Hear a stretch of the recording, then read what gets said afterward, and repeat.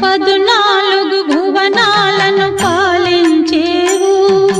పదభక్తులకేలా ఈ శోధనలు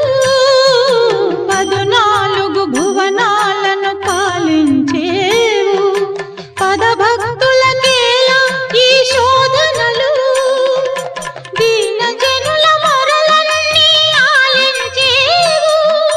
తీర్చగలవు నీవే మా వేదనలు సప్తగిరులపై